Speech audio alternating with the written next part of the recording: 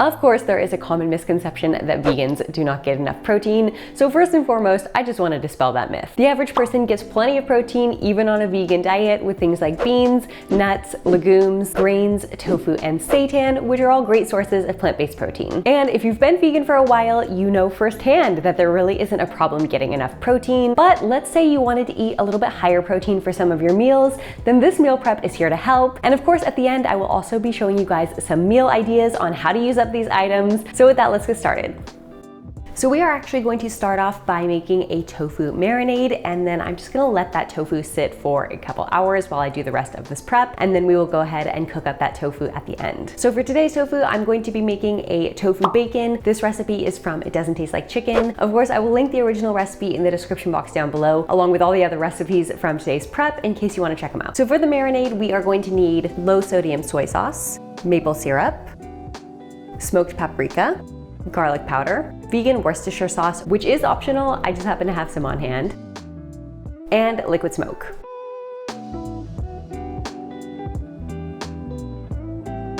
Now I like to use the extra firm tofu from Costco. Usually I will freeze it and then defrost it, which can help draw out excess liquid. So it really soaks up the marinade well that way. But really any extra firm tofu will work well here. And if I haven't had a chance to freeze and then defrost this tofu, I usually don't take the time to press it. I don't find that it makes that much of a difference, but definitely using an extra firm tofu here is key. So just keep an eye out when you're shopping for tofu at the store, especially if you're planning to do a marinated tofu recipe.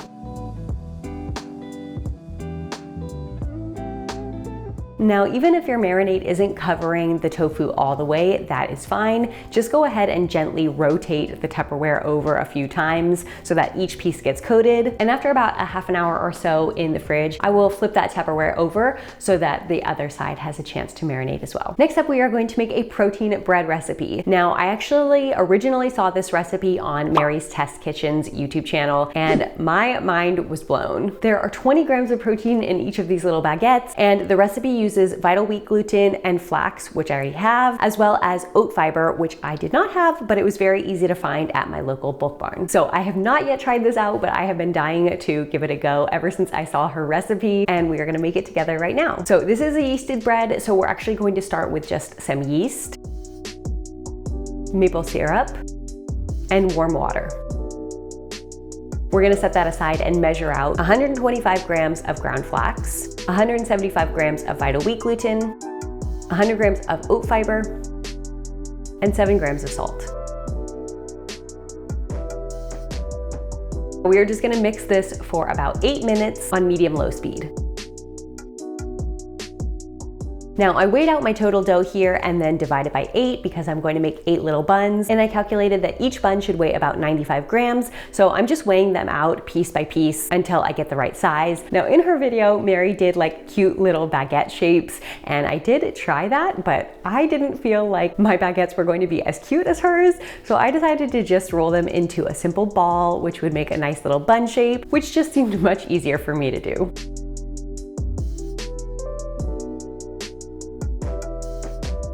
And now we're just gonna set those aside to let them rise. Up next, we are going to make chili. This is one of my favorite winter meals. It is so warm and comforting and hearty, and I haven't made it in a couple months. So today we are making a very beany chili, which of course beans are already very high in protein themselves. But if you wanted to make this even more protein packed, you could add something like TVP, which stands for textured vegetable protein. And that is a dehydrated kind of protein crumble that you can rehydrate and add into your chili. Or you could add something like Beyond Meat. The ground beef would be really good in here, or even something like shredded tofu if you wanted to do that as well. But for my chili, I'm just going to up the protein a bit by adding extra beans. I'm actually going to be using 6 cups of beans for this chili.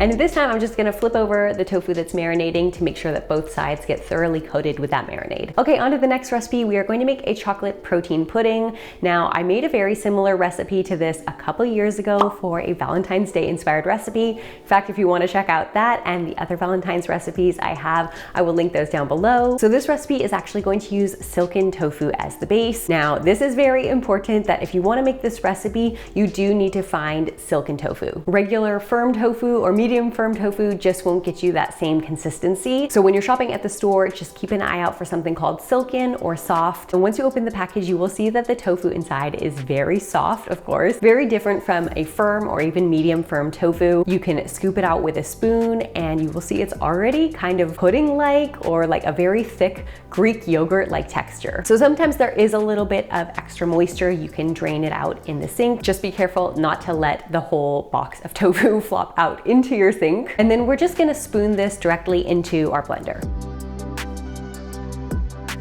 And to that, we're going to add half a cup of maple syrup, a pinch of salt, and then this is optional, but I do really like the flavor of this vanilla powder. It is a little bit different than vanilla extract because vanilla extract uses alcohol, but this vanilla powder is just pure vanilla. So even though this is a chocolate dessert, we're just going to add a pinch of this. It adds a really nice flavor and sweetness. Now, my mixture was reaching capacity of my blender cup, so I just poured some of it off into a measuring cup. So now just adding a 1/4 cup of cocoa powder and then combining the rest of the tofu mixture back in.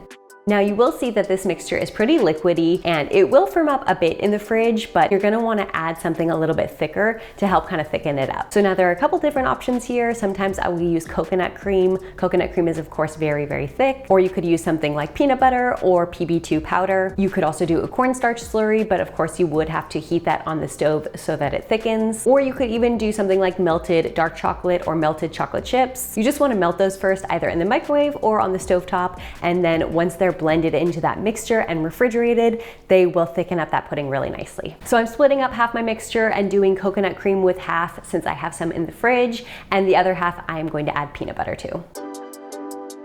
Now go ahead and give this a taste here and adjust to your taste preferences. If you need it a little bit sweeter or maybe a little bit more chocolatey, you can always add either more maple syrup or more cocoa powder. For this second batch, we're just adding the PB2 powder as well as some regular peanut butter. And then we're just gonna set those in the fridge to chill for a few hours. For our last recipe, we are going to make a bean dip, kind of a dip. I end up using it in so many different things like tacos, burritos, burrito bowls. It's really versatile as more than just a dip. And of course it is gonna be protein packed with all the beans we're using. So for this recipe, we're gonna need about 4 cups of beans. You can use black beans, pinto beans, kidney beans, or a blend, which is what I'm using. We'll also need some red onion or shallot, jalapenos if you like it spicy. You could also use fresh jalapenos here if you prefer. We will also need some cumin, chili powder, and garlic powder. About a cup or 2 of fresh cilantro, and the juice of 1 lime.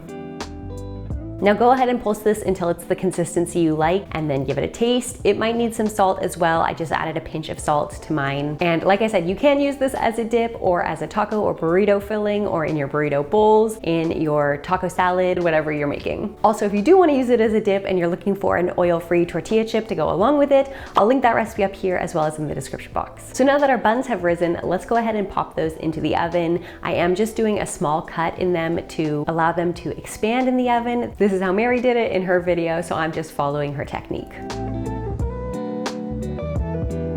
Lastly, we are ready to cook up this tofu. Now you could also throw these in the oven, especially if you're already cooking something in there, but I'm just gonna show you how to do them on the stovetop instead. They cook up pretty quickly, but you do need to do a few batches depending on the size of your pan.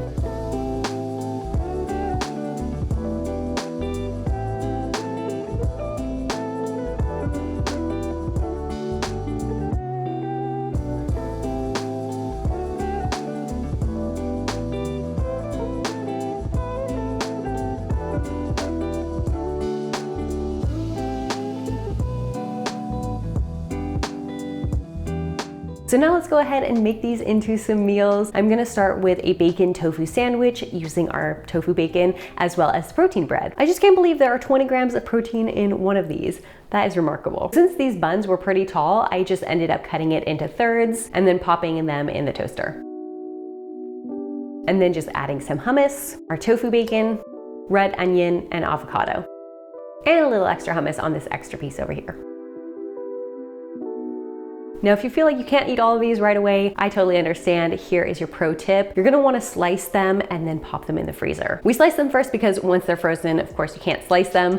And if they're already pre-sliced, you can just take out as many slices as needed, pop them in the toaster, and then you have fresh bread ready to go. For the bean dip, like I mentioned, I usually use it in tacos or burritos, or even something as simple as like a quesadilla, but with no cheese. You just replace the cheese with beans. And I also happen to have a little bit of cooked rice to use up, so we will just do some of that bean dip and some already cooked rice in a tortilla. I do usually heat up the beans first in the microwave for about a minute, same with the rice, and then add a little onion on there, or you could add avocado or extra cilantro, whatever you like really. And once it is golden, it's ready to eat. Now the chili, of course, is 100% ready to go as is. All you need to do is reheat and eat. I like to top it with a little bit of red onion and maybe a couple of jalapenos. You could even serve it with a side of that protein bread if you wanted to.